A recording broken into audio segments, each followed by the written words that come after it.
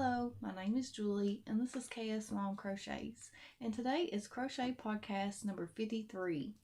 So I have only a couple things to share with you all today. I almost didn't make a video because I really don't have a lot to show, but I thought I'll just get on here and show you what I have worked on and chat with you for a little bit. So the first thing that I finished is my Stitch puppy. I think it turned out really cute. I really love all those loop stitches on its ears. It also has the loop stitches on its tail. I think I sewed its tail on a little crooked, but it's okay. Now this puppy pattern comes out of the Mabel Bunny Company book by Claire Gelder, I don't know. But it comes out of here, and it was a pretty easy pattern, and this is what it looks like in the book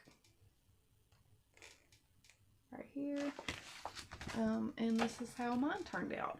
Now this book uses or recommends using chunky yarn, but I don't have a lot of chunky yarn not to make like a good sized project. This took quite a bit of yarn to make this.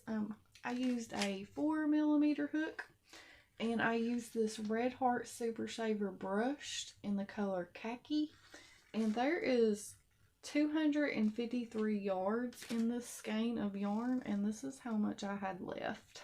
Like I actually went and got another skein of that because I thought that there was no way I was going to be able to finish this project with that one skein, but I actually did win my yarn chicken, and now I just have an extra skein of this to use later on in the future. Now for the muzzle, I did decide to use just regular big twist in the color cream, and in the book she embroiders her eyes and the nose. But I have a bunch of these little safety noses that I got from Hobby Lobby a long time ago, and I don't use them a lot, so I thought that I would just use that safety nose. And then those are, I think those are 12mm, just black safety eyes.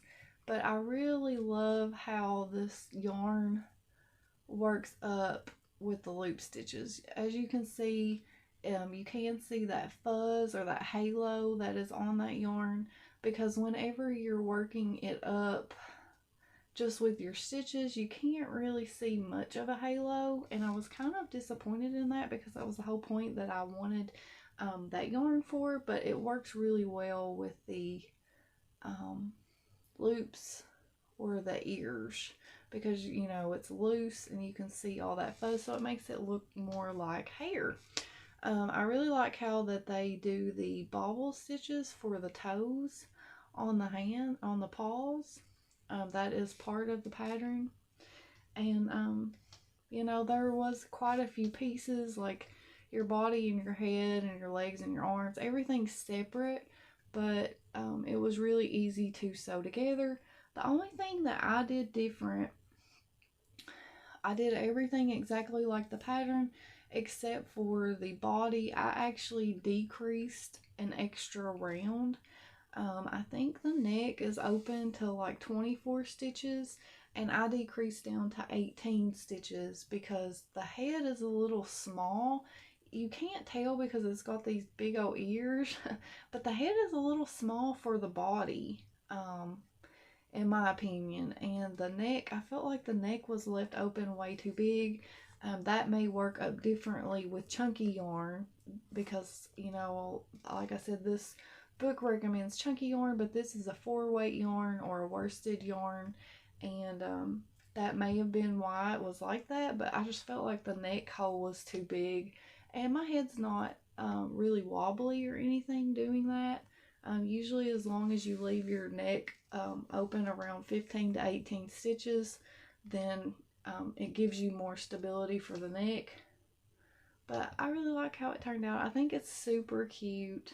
It reminds me of the little dog off Lady and the Tramp, if I had done her, or if I had done it in different colors similar to that. What is that dog, a Cocker Spaniel? So Yeah, and like I said, I think that I sewed the tail on wrong. I think that it was supposed to be more like that or something, like maybe that part was supposed to be, I don't know, but it's fine. But you do those loop stitches all down the tail, and this puppy does sit pretty well on its own, so I really do like it a lot. And then the next thing that I worked on is my CAL project for Litsa over at Coco's Crochet, her calendar CAL that she's doing. My mind is not working. I can't remember the exact name that she is calling this, but it is where that she has a calendar and she picks 3 colors and then a wild card color, which is her choice color for you to put in a stitch sampler blanket. But I'm actually using her colors to make a different project, but I am still participating in her CAL. And this is what the colors were this time. So it was violet and then green, brown, and yellow. And now this color is looking really blue on the camera, but it is called Sage.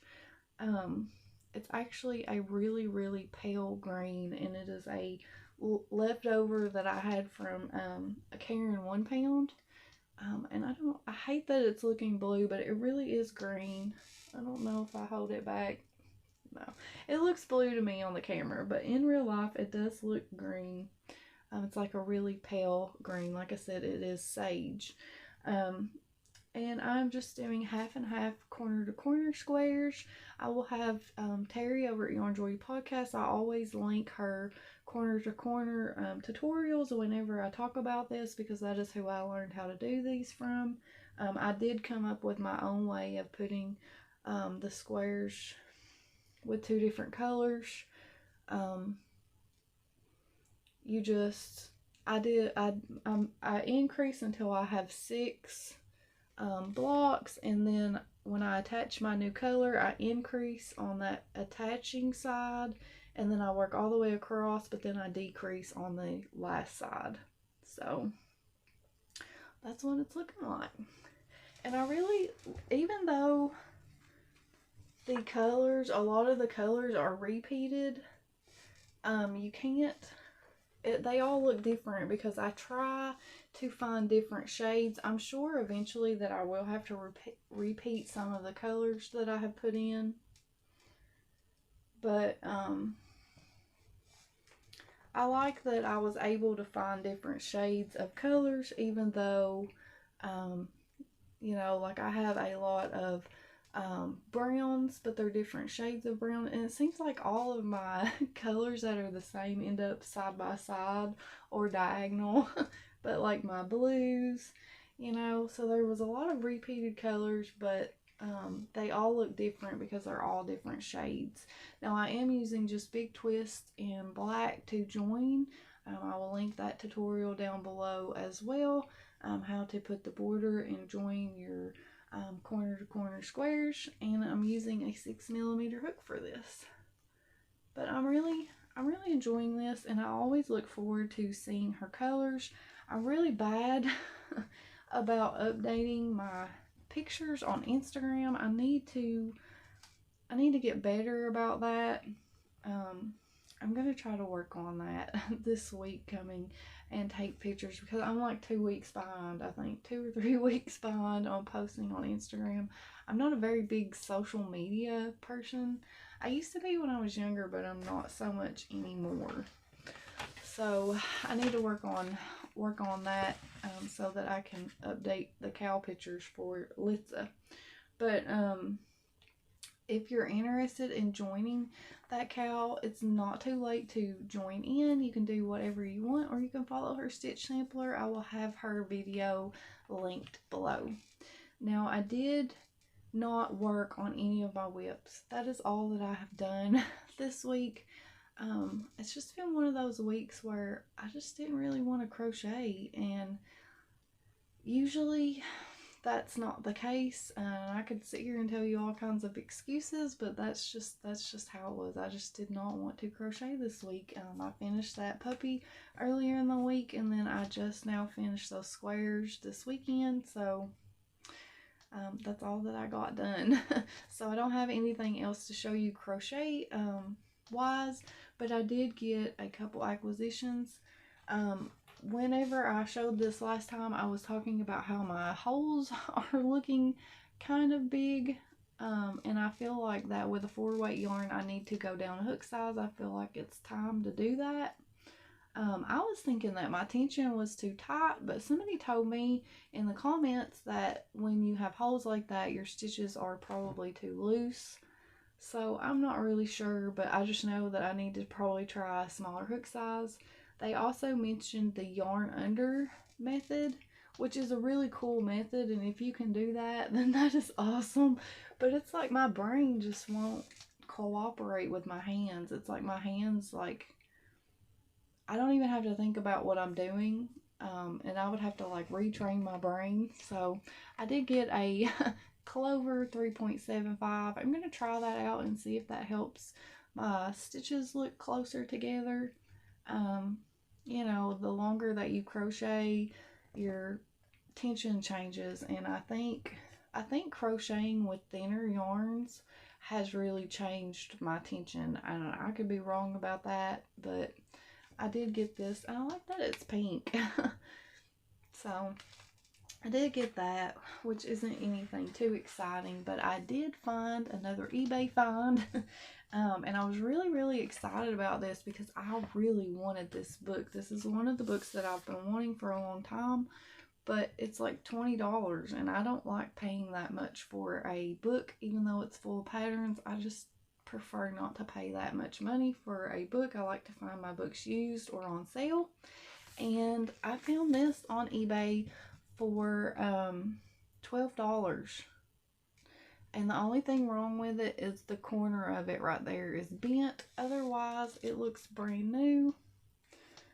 So whenever I see books or something that I'm interested in looking for, I'll check every day. Like, I do my homework, I do my research, and I will wait until I find that. And then the people that I bought this from off of eBay, they shipped like so fast. Like, I got this within like 2 days. But this is the Crochet Zodiac Dolls by Carla Mitrani.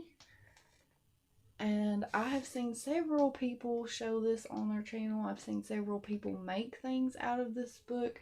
The one person that I saw recently was Caroline over at For the Love of Crochet. She made a couple dolls out of this, and I was like, I had been wanting it for a long time, but I was like, I've got to bite the bullet and find this, and I did, and I was so happy that I found it for a really good price.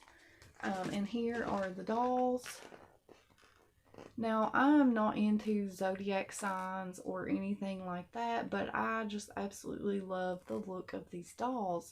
I don't think that I would make them for like the zodiac or anything like that. Like, as far as like giving them horns or anything, I'm not sure that I would do that.